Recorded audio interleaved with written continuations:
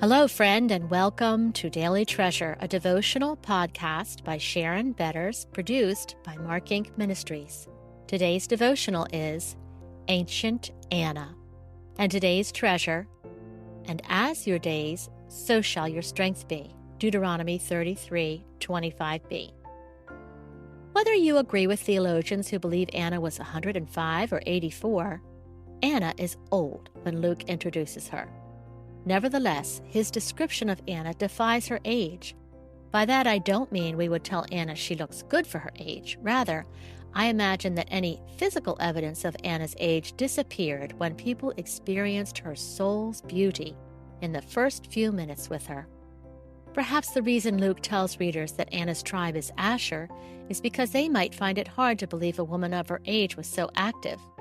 In Deuteronomy 33:25, Moses declares that God will equip the tribe of Asher with energy and stamina to fulfill their calling. Your strength will equal your days. When weary days pile up, I'm wishing I belonged to the tribe of Asher and that strength.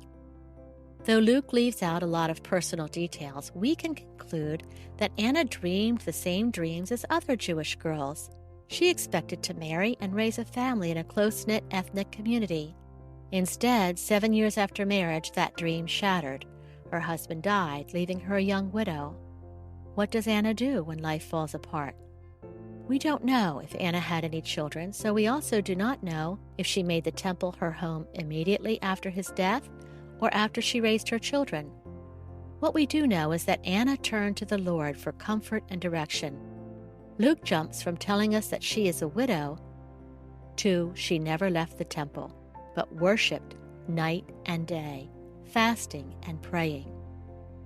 Whether she moved into the temple right after the death of her husband or not, her auto-response to tragedy must have included regular worship, prayer, and trusting the Lord with her days, so much so that in this season of old age, Anna is recognized throughout the community as a trusted prophetess. Remember that little old lady treasured by the young people in the church because of her gracious love for them?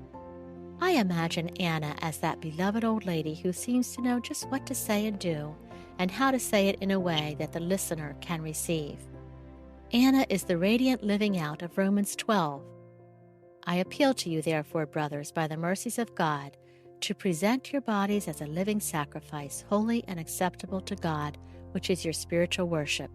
Do not be conformed to this world, but be transformed by the renewal of your mind, that by testing you may discern what is the will of God, what is good and acceptable and perfect.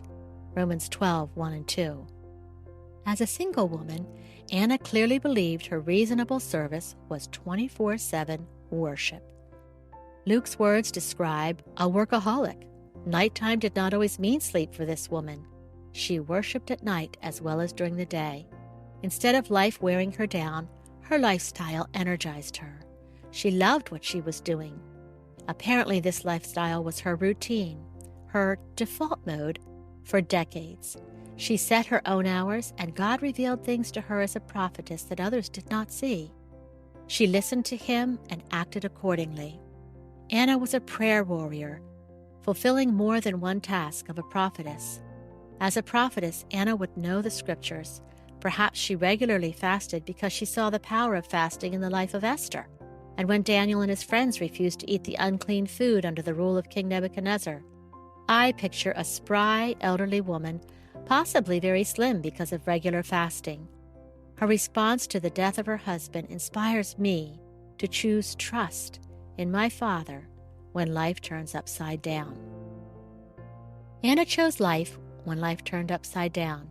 Instead of seeing her singleness and widowhood as a curse, she recognized God's call to worship in the hard places. She discovered joy in offering her life as a reasonable service in response to God's presence and grace. Giving over her body as a living sacrifice renewed her spirit. Anna experienced daily resurrection through the surrender of her living body to worship and prayer. How about you? How about me? How will Anna's response to shattered dreams help turn our hearts toward Jesus? Friends, thanks so much for joining us for the Daily Treasure podcast today. We are always grateful to hear from you, and we pray that you would tell us of how God is using this podcast to help turn your heart toward Him. Maybe you're in a rough patch right now, and God is using the scriptures that we share through this podcast to remind you of His faithfulness.